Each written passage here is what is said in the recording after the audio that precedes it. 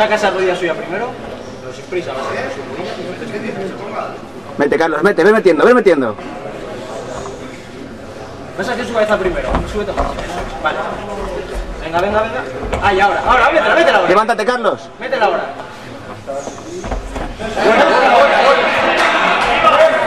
Agárrate, agárrate fuerte.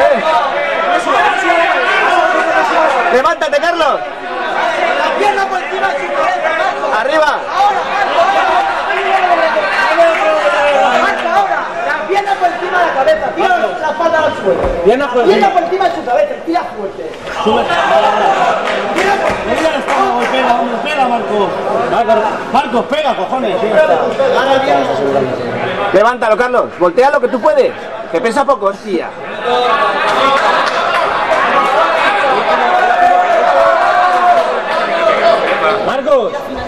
Marcos, si no la tienes ahí, lo que te he dicho antes.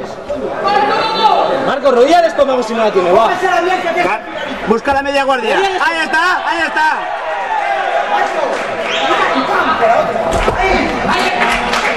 Otra vez, Marcos.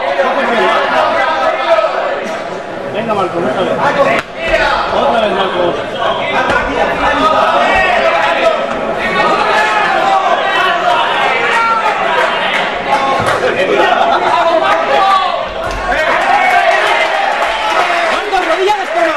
Rodilla al estómago, Marcos. Ahí está, media guardia. Eso.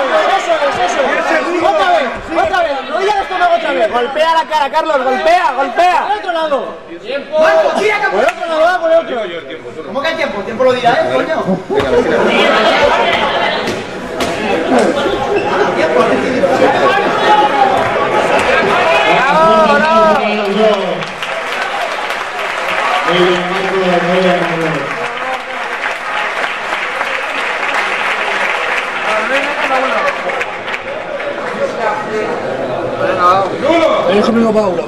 El resultado de este combate, como habéis oído, nulo, enhorabuena.